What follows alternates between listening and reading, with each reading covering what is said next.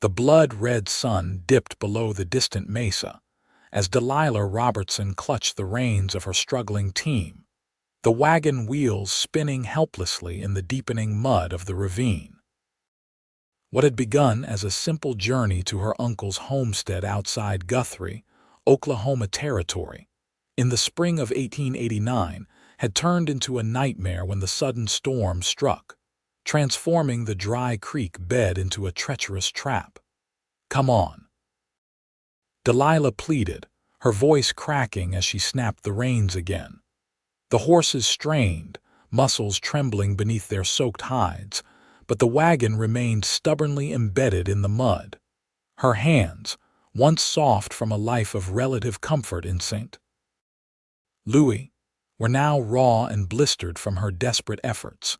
3 days on the trail alone had taught her more about survival than 23 years of proper upbringing.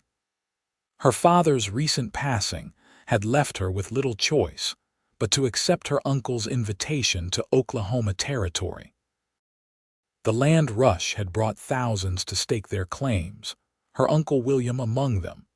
His letters described opportunity, but mentioned nothing of the harsh realities she now faced.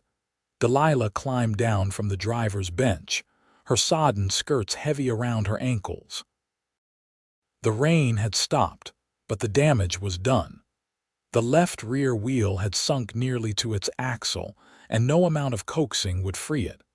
Night was falling rapidly, and with it came the howl of distant coyotes.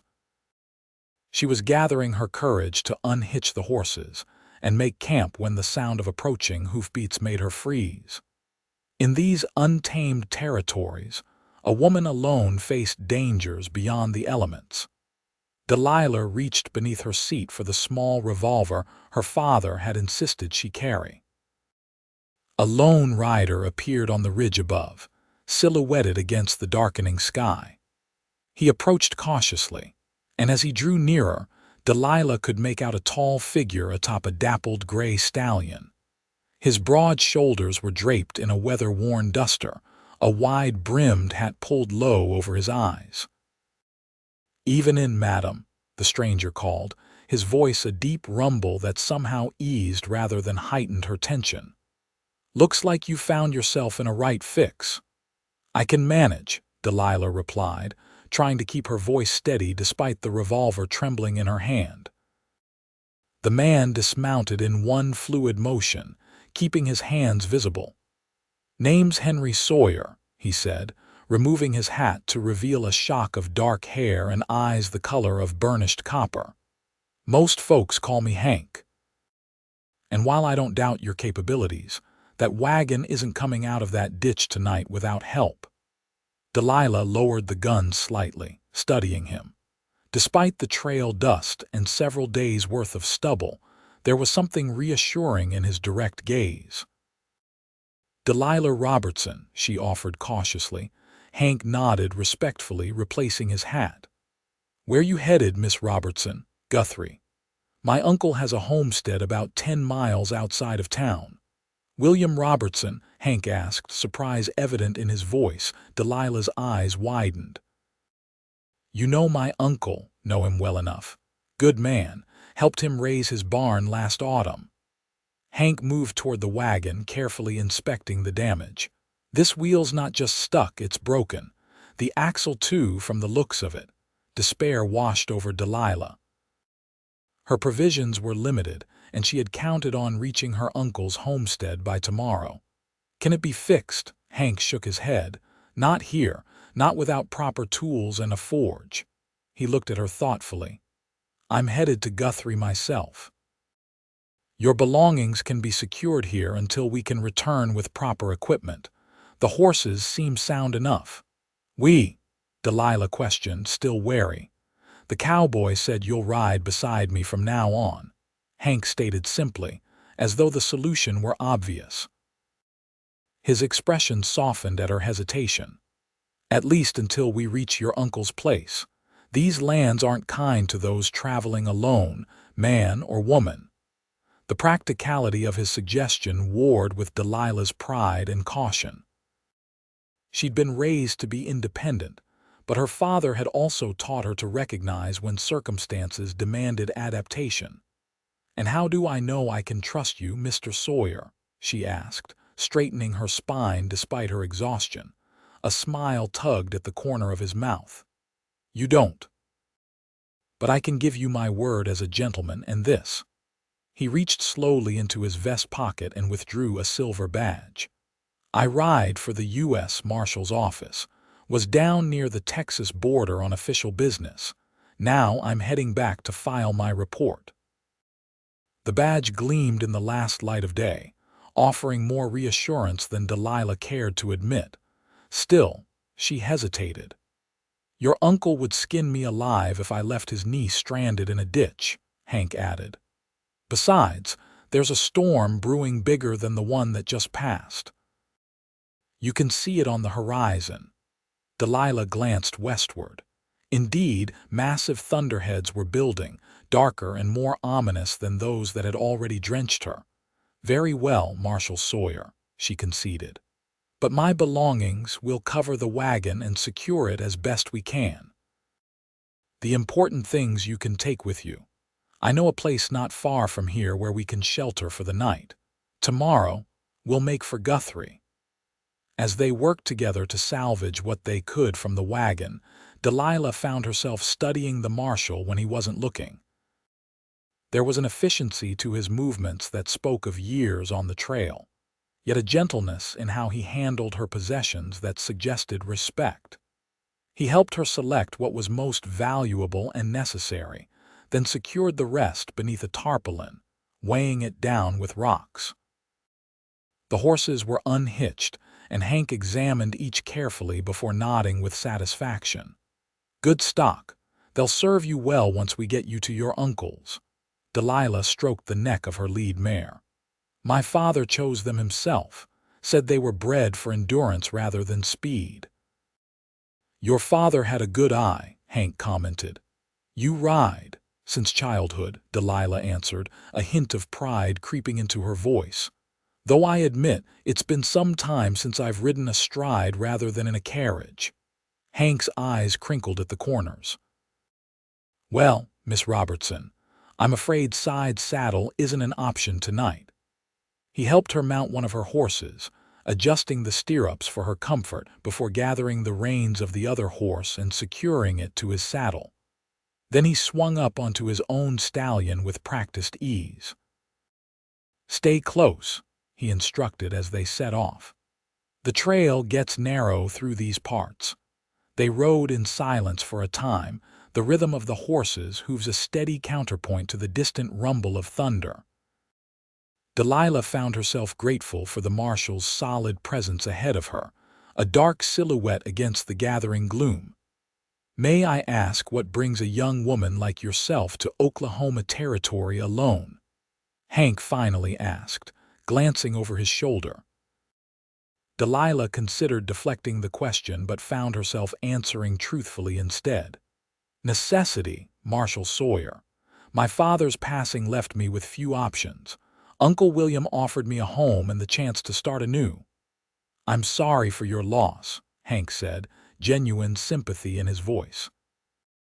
"William mentioned his brother had taken ill, but I didn't know he'd passed." "Thank you," Delilah replied softly.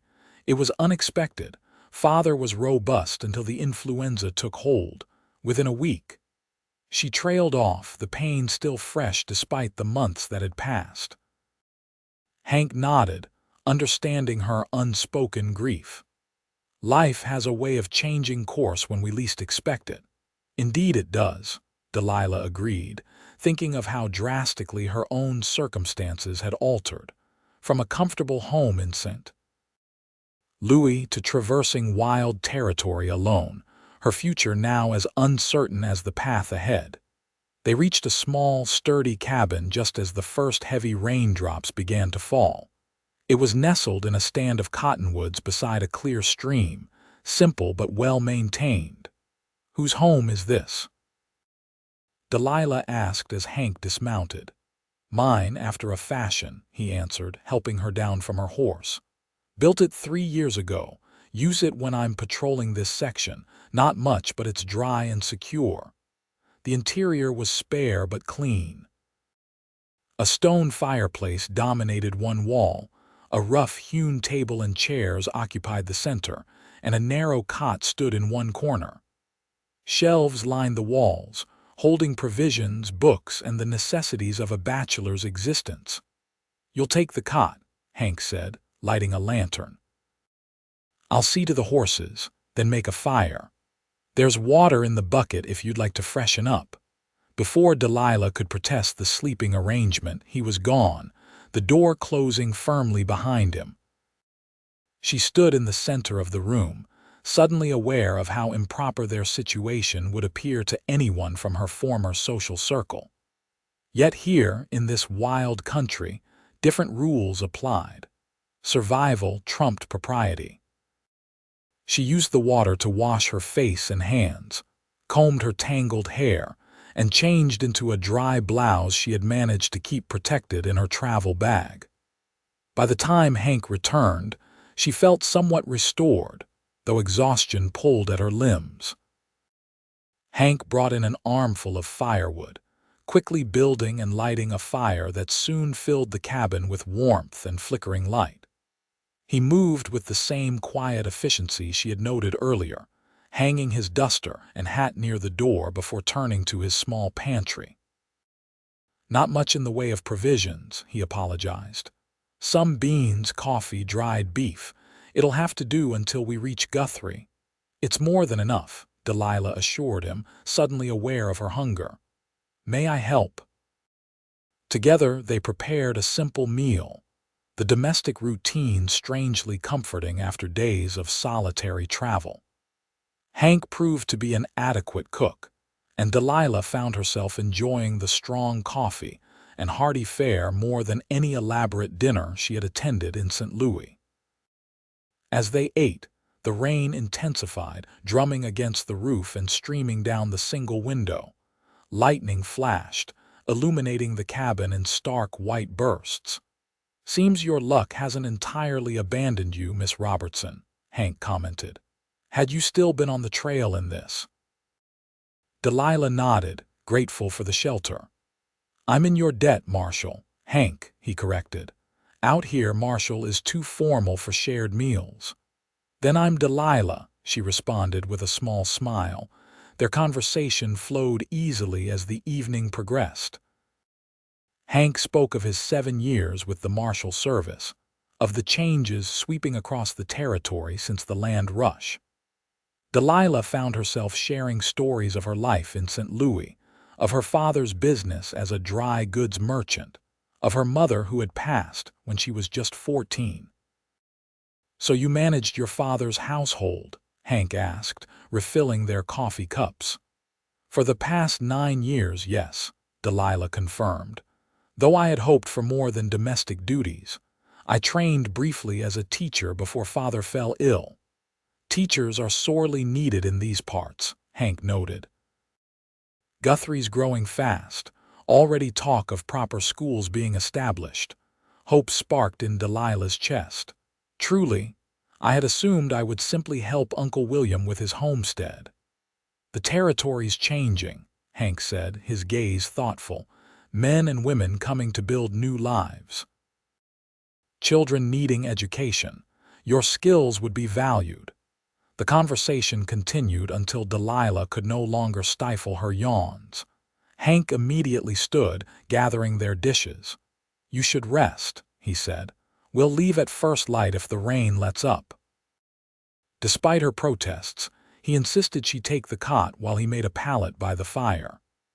As she settled beneath the single blanket, Delilah watched him spread his bedroll on the floor, removing only his boots before stretching out one arm behind his head. "Thank you," she said softly. "Not just for the shelter, but for the rescue." Hank turned to look at her, his expression serious in the firelight. "No man worthy of the name would have done differently." "Perhaps," Delilah murmured, "but that doesn't diminish my gratitude." His lips curved in a slight smile. "Sleep well, Delilah." She did sleep, deeply and dreamlessly, lulled by the rain and the reassuring presence of her unexpected guardian. When she woke, pale dawn light was filtering through the cabin's single window. The storm had passed, leaving behind a washed-clean world glistening with droplets that caught the early sun. Hank was already up, his bedroll neatly stowed, coffee brewing on the small stove. He nodded a greeting as Delilah sat up, brushing her hair back from her face. "Weather's cleared," he informed her. "Should make good time today if we start soon." They shared a breakfast of leftovers from the previous night, then packed their few belongings. Hank saddled the horses while Delilah tidied the cabin, leaving it as she had found it. "Ready?" Hank asked when she emerged, offering his hand to help her mount. Delilah nodded, settling into the saddle with more confidence than she had felt the night before. The morning was crisp, the air sweet with the scent of rain-soaked earth and pine.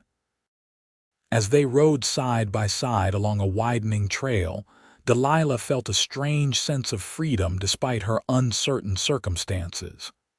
"Tell me about Guthrie," she requested, curious about her new home. Hank's expression brightened. "It's something to behold." Wasn't much more than a train station before the land rush. Now it's a proper town with over 10,000 souls. Got hotels, businesses, even a newspaper. Territorial capital for now at least. "For now, Oklahoma's pushing for statehood," Hank explained. "Might not happen for years yet, but folks are already debating which city will be capital when it does. Some say Oklahoma City has the advantage." As they rode, Hank pointed out landmarks and shared stories of the territory's rapid transformation.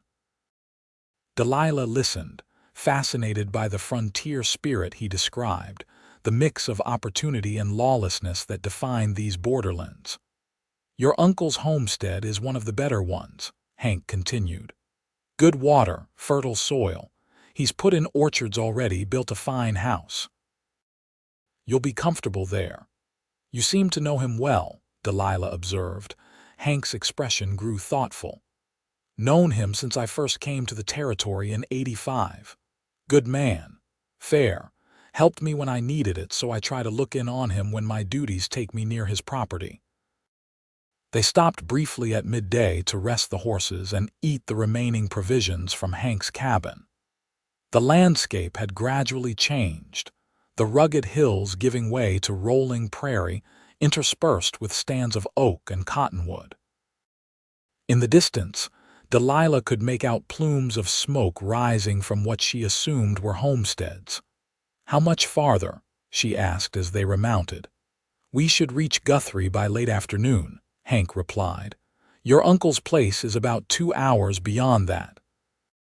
"We could push through, but the horses would be spent. Might be wiser to spend the night in town and continue fresh tomorrow." Delilah nodded, relieved at the prospect of a proper bed and a hot bath. "That sounds sensible." They continued their journey, the sun climbing high overhead. Hank proved to be an engaging companion, his knowledge of the territory extensive, his observations astute. Delilah found herself laughing at his dry humor, drawn to the quiet confidence he exuded. As promised, they reached Guthrie as the sun began its westward descent.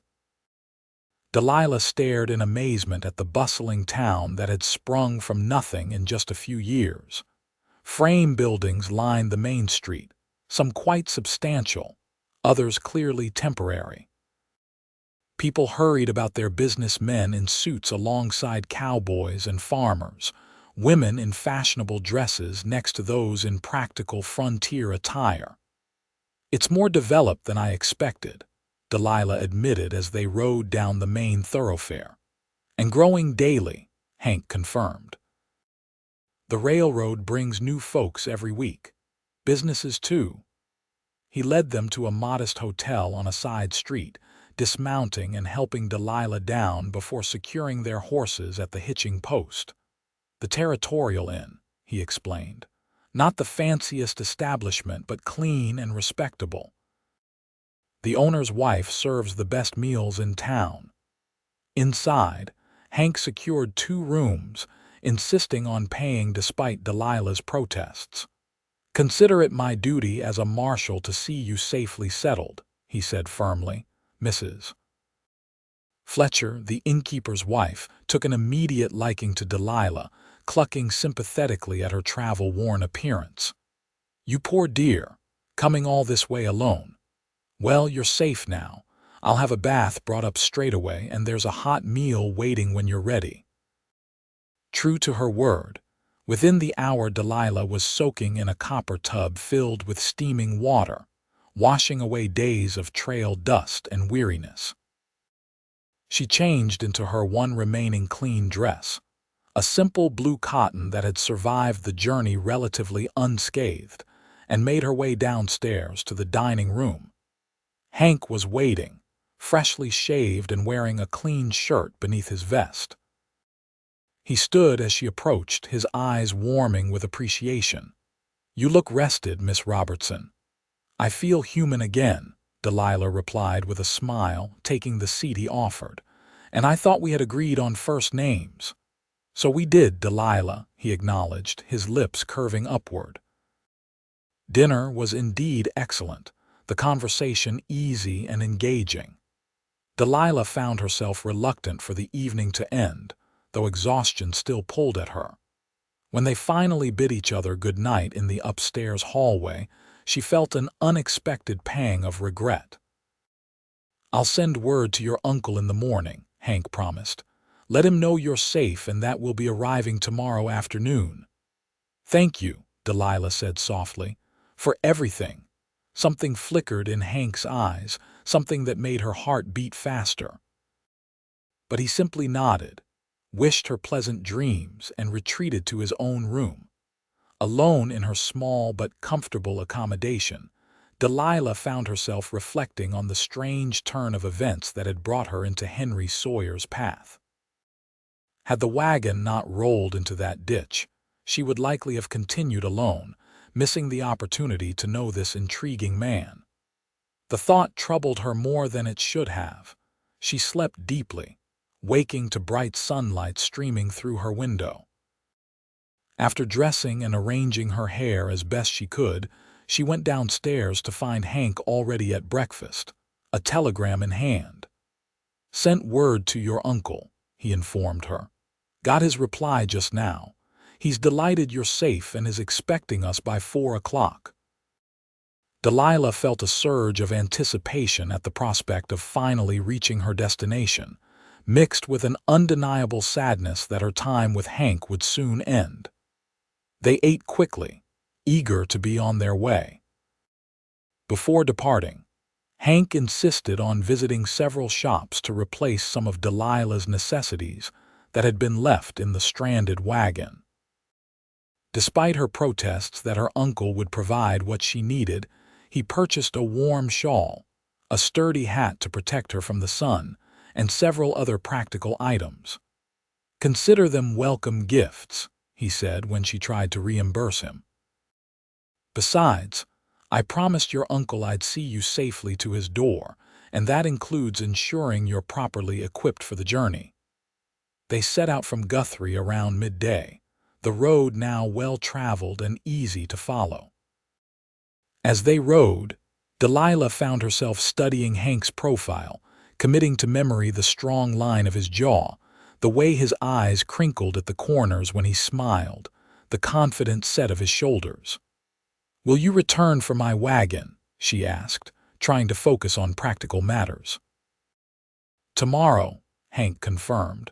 "Your uncle said he'd send his hired hand with me. Between us, we should be able to repair it enough to get it back to his place. The contents seemed secure when we left it." The landscape gradually transformed as they rode, wild prairie giving way to carefully tended fields and orchards. They passed several homesteads, the occupants waving in friendly greeting when they recognized Hank. "Everyone seems to know you," Delilah observed. "Part of the job," Hank explained. "A good marshal knows the people he's sworn to protect." As the afternoon waned, they crested a gentle hill to reveal a substantial 2-story farmhouse nestled in a valley below. Outbuildings dotted the property, and neat rows of young fruit trees stretched toward the horizon. A stream glinted in the distance, its banks lined with cottonwoods. "Your uncle's place," Hank announced, a note of pride in his voice. "One of the finest homesteads in the territory." Delilah's breath caught at the sight. It was far grander than she had imagined, testament to her uncle's industry and vision. As they approached, a tall figure emerged from the barn, shading his eyes against the sun. He gave a shout of recognition and hurried toward them. William Robertson bore a striking resemblance to Delilah's father, though weathered by sun and hard work. He reached them as they dismounted, sweeping Delilah into a bear hug that lifted her off her feet. "My dear girl," he exclaimed. "When I got Hank's telegram saying he'd found you stranded, my heart nearly stopped. Are you well? Not injured?" "I'm perfectly fine, Uncle William," Delilah assured him, returning his embrace. "Thanks entirely to Marshal Sawyer's timely arrival." William turned to Hank, grasping his hand firmly. "I'm in your debt, Hank. When she didn't arrive yesterday, I was preparing to start searching." "Just fortunate I was passing that way," Hank replied modestly. "Your niece handled herself admirably under difficult circumstances." William beamed with pride. "A Robertson through and through." He took the reins of Delilah's horse. "Come inside, both of you. Martha has dinner nearly ready and she's been fussing since your telegram arrived." Martha, William's wife of 30 years, was a round, cheerful woman who welcomed Delilah with maternal warmth. "So thin," she declared, examining Delilah critically. "We'll soon fix that, and you need rest after such an ordeal." The farmhouse was comfortable and well appointed, far from the rough frontier dwelling Delilah had anticipated. Her room, prepared weeks in advance of her arrival, was spacious and bright, with handmade curtains and a patchwork quilt covering the bed. Dinner was a lively affair, with William peppering Hank with questions about territorial matters, and Martha ensuring everyone's plate remained full. Delilah found herself watching Hank, noting how he fit seamlessly into this family setting, his usual reserve softening in the warm atmosphere.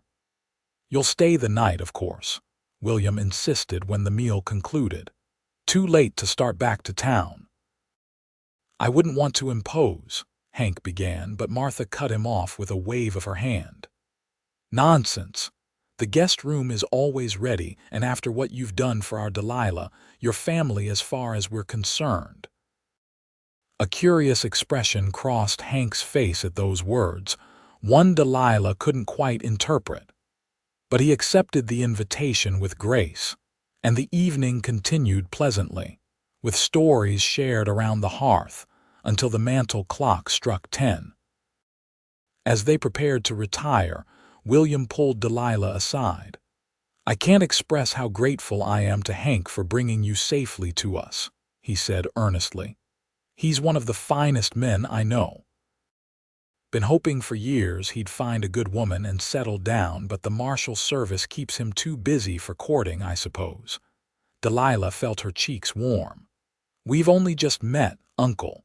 William's eyes twinkled knowingly. "Sometimes that's all it takes. Your aunt and I knew within a week of meeting that we were meant for each other." Before Delilah could respond, Martha called for William's assistance, and the moment passed. But as she climbed the stairs to her room, his words echoed in her mind.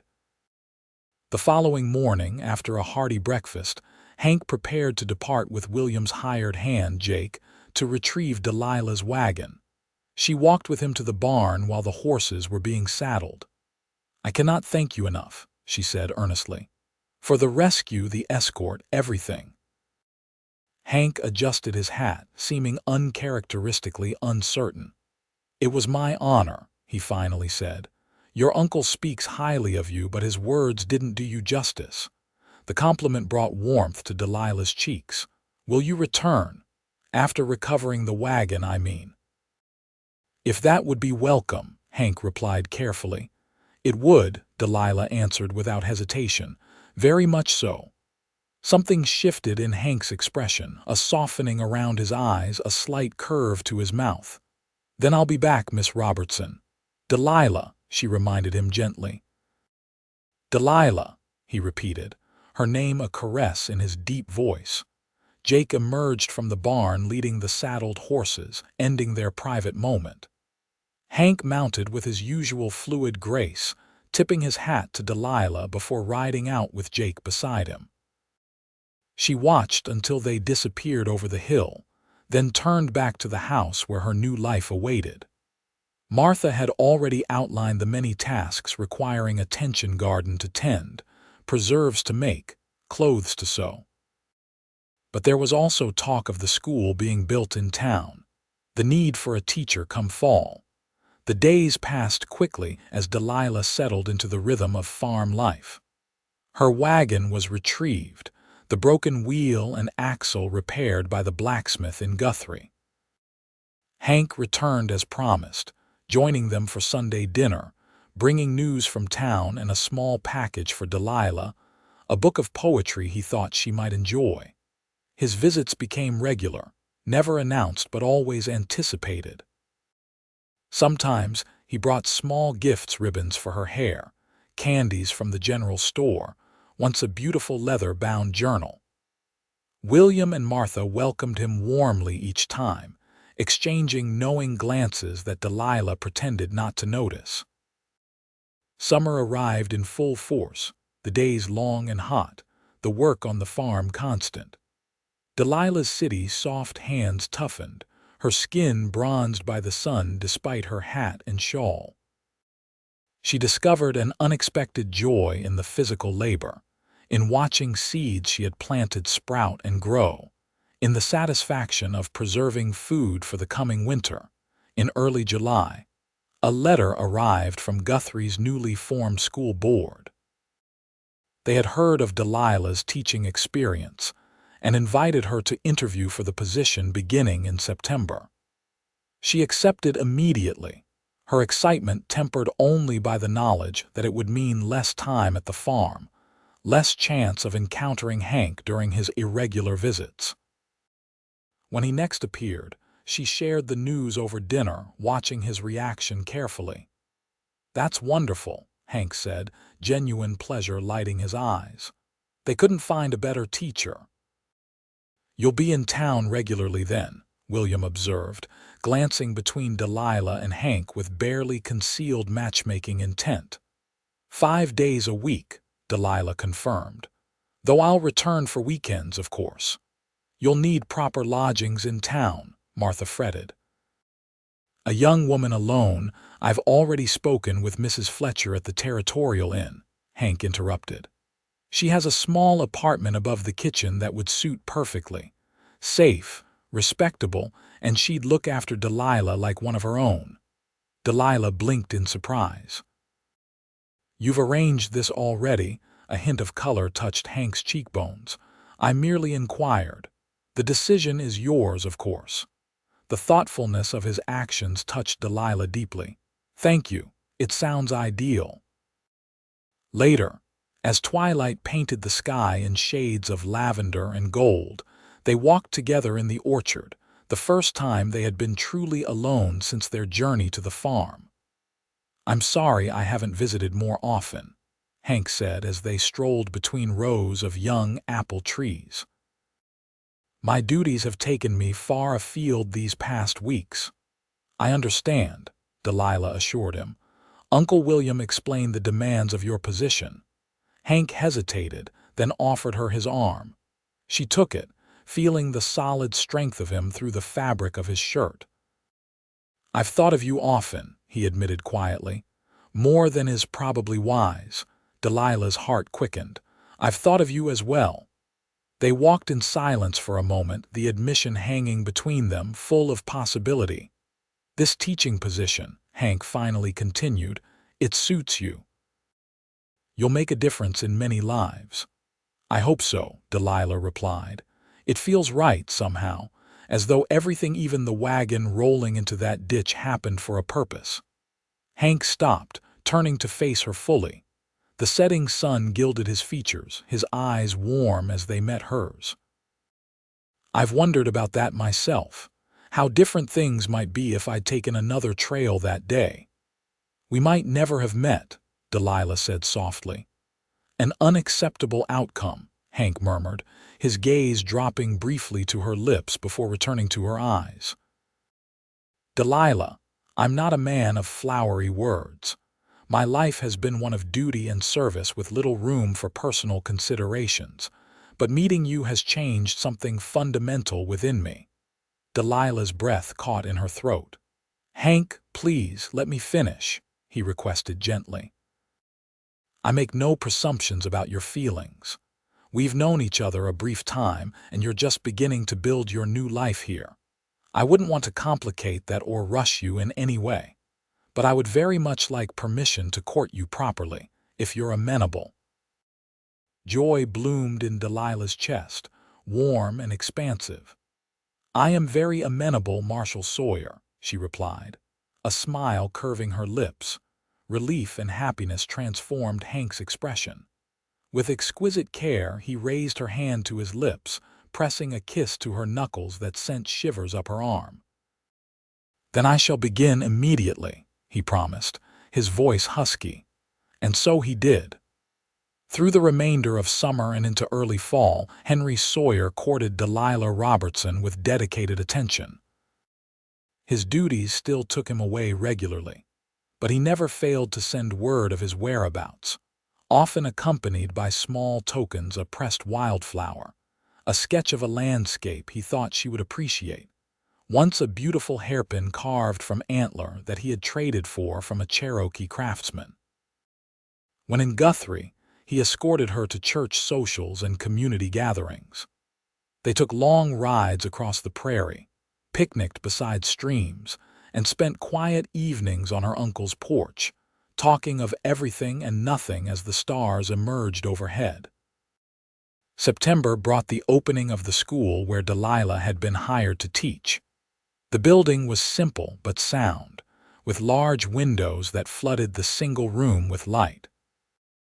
28 students ranging from 6 to 16 years of age filled the benches, their faces eager and curious as she introduced herself on that first morning.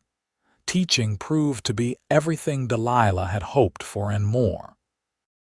The children, though sometimes rowdy and often behind in their studies compared to their city counterparts, were eager to learn. She found herself developing new methods to engage them, adapting her Eastern education to Western realities. Her small apartment above the kitchen at the Territorial Inn became a cozy refuge. Mrs. Fletcher treated her like a daughter, ensuring she ate properly and providing motherly advice whether solicited or not. On weekends, Delilah returned to the farm, helping with the harvest and enjoying the family atmosphere. Hank's courtship continued through these busy months, growing deeper and more meaningful with each encounter. Their conversations ranged from literature to philosophy, from territorial politics to personal dreams. Delilah found herself sharing thoughts she had never voiced to another soul, and Hank reciprocated with an openness that revealed the depth of his trust in her. By November, when the first frost silvered the prairie grass, they had fallen deeply in love, though neither had spoken the words aloud. It was evident in every glance, every touch of hands, every carefully chosen gift and thoughtfully planned outing. The first snow of winter arrived early, blanketing Guthrie in white overnight. School was canceled, the roads deemed too treacherous for the children who lived on outlying farms. Delilah had resigned herself to a day alone with her books when a knock sounded at her door. Hank stood on the landing, snowflakes melting in his dark hair, his cheeks ruddy from the cold.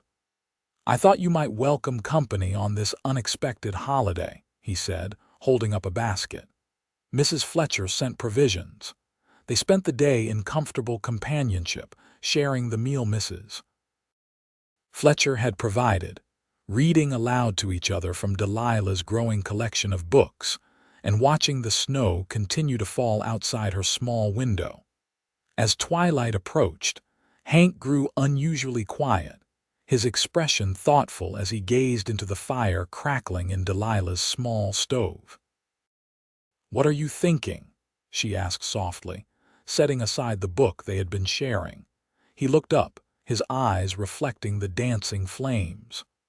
"I'm thinking that I've been the most fortunate of men these past months, that finding you stranded by that trail was the greatest blessing of my life." Delilah's heart swelled with emotion. "I feel the same," she admitted. "Though I wouldn't have chosen to end up in that ditch, I'm grateful every day that I did." Hank rose from his chair, crossing to kneel beside her. He took her hands in his expression solemn yet filled with tender emotion. "Delilah Robertson, I love you," he said simply. "I believe I began falling in love with you that very first evening in my cabin, when you showed such courage and grace despite your circumstances. Every day since has only deepened that feeling." Tears of joy welled in Delilah's eyes. "And I love you, Henry Sawyer, with all my heart." Hank's smile was radiant. "Then will you do me the extraordinary honor of becoming my wife, of building a life together here in this territory that's still finding its way just as we are?" "Yes," Delilah whispered, her voice breaking with emotion. "Yes, with all my heart, yes." He gathered her into his arms then, his kiss gentle at first, then deepening with a passion that left them both breathless. When they finally parted, Hank pressed his forehead to hers, his eyes closed as if savoring the moment. "I have something for you," he said, reaching into his vest pocket. "It's not grand, but it belonged to my grandmother." The ring he placed on her finger was a simple band of gold with a small pearl nestled in its center. "It's beautiful," Delilah breathed, admiring how it caught the firelight. "Like you," Hank murmured, kissing her again, sealing their promise to one another. They agreed to marry in the spring, when travel would be easier for Delilah's few remaining relatives from the East. William and Martha were overjoyed at the news, having quietly hoped for this outcome since Hank's first visit to the farm. "I knew it," William crowed when they announced their engagement over Christmas dinner. "Didn't I say so, Martha? The moment I saw them together, I knew." Martha wiped happy tears from her eyes. "You'll need a proper home," she declared. "Somewhere between here and town would be ideal." "Actually," Hank said, glancing at Delilah with a smile, "I've already purchased land. 10 acres just north of Guthrie, with good water and plenty of timber for building, close enough to town for Delilah's teaching but with space to grow." Delilah stared at him in surprise. "When did this happen?" "Last month," Hank admitted. "I wanted it to be a surprise. Part of my proposal plan, though the snow rather accelerated my timeline." "A fine investment," William approved. "Will help with the building come spring. A proper house should go up quickly with enough hands." The winter passed in a flurry of preparation and anticipation. Delilah continued teaching, her students thriving under her guidance. Hank's duties kept him busy, but he made time to visit the property they would soon share, marking the spot where their home would stand, planning the garden Delilah would plant, imagining the life they would build together. In February, an unexpected letter arrived from St. Louis. An elderly aunt of Delilah's had passed away, leaving her a modest inheritance enough to furnish their new home comfortably and set aside a nest egg for the future. "It seems the Lord is blessing our union," Delilah said when she shared the news with Hank. "He blessed me the moment you came into my life," Hank replied, drawing her close. "Everything else is merely gilding on an already perfect gift." As promised, construction on their home began in early April. Men from throughout the county arrived to help. A traditional barn raising expanded to include a house. Women brought food and drink, Children ran underfoot, and by day's end, the framework stood proudly against the sky. Over the following weeks, the house took shape, a sturdy two-story structure with a wide porch wrapping around 3 sides. Hank insisted on finishing the interior himself, working evenings and weekends to create built-in bookshelves for Delilah's growing collection, window seats where she could read to their future children, a spacious kitchen where they would share meals and create memories. Their wedding day dawned clear and perfect on the first Saturday in May, 1890. The ceremony was held in the newly completed church in Guthrie, with wildflowers decorating the simple altar. Delilah wore a gown of ivory silk that Martha had helped her sew, carrying a bouquet of prairie roses and baby's breath. William gave her away, his eyes misty as he placed her hand in Hank's.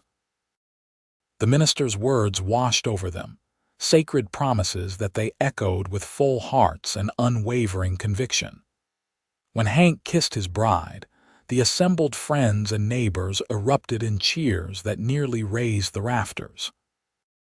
The celebration continued at their new home, the first gathering in a place that would host many through the years to come. As the sun set on their wedding day, guests began to depart, leaving the newlyweds to the beginning of their life together. Standing on their porch, watching the last wagon disappear down the lane, Hank wrapped his arms around his wife from behind, pressing a kiss to her temple. "Happy, Mrs. Sawyer," he murmured against her hair.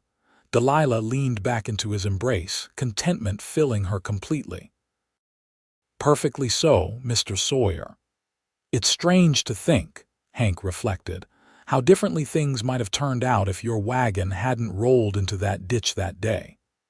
Delilah turned in his arms to face him, reaching up to trace the beloved contours of his face. "Or if a certain marshal hadn't insisted I ride beside him from then on." "Best decision I ever made," Hank declared, lowering his mouth to hers in a kiss that promised a lifetime of love and adventure shared together. In the years that followed, Henry and Delilah Sawyer built a life rich in love and purpose. Their home became known throughout the county for its warmth and hospitality, a gathering place for friends and travelers alike. Hank continued with the Marshal service until Oklahoma achieved statehood in 1907, then accepted a position as Guthrie's sheriff, allowing him to remain closer to home. Delilah taught until the birth of their first child, a daughter they named Hannah, in 1891. A son, William, followed 2 years later, and another daughter, Elizabeth, completed their family in 1896. When the children were old enough for school, Delilah returned to teaching part-time, eventually helping to establish Guthrie's first proper high school.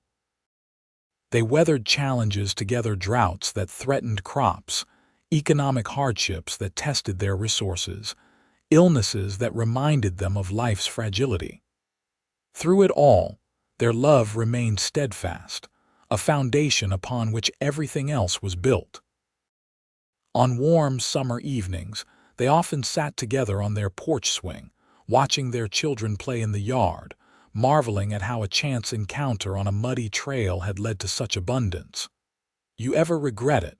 Hank asked once, as they celebrated their 20th anniversary. "Leaving St. Louis for this wilder life?" Delilah considered the question seriously, looking out over the home and land they had nurtured together. Their children were growing tall and strong, the territory had become a state, and Guthrie had evolved from a frontier town to a proper city. "Never," she answered truthfully. "That wagon rolling into the ditch was the beginning of everything good in my life. When you said I'd ride beside you from then on, I couldn't have imagined how wonderful the journey would be." Hank's eyes, still as warm and captivating as they had been on that first meeting, crinkled at the corners as he smiled. "It's not over yet, my love. We have many miles still to travel together." "And I look forward to every one of them," Delilah assured him, leaning her head against his shoulder as the Oklahoma sunset painted the sky in glorious color. A fitting backdrop to a love story that had begun with a rescue and blossomed into a lifetime of happiness shared.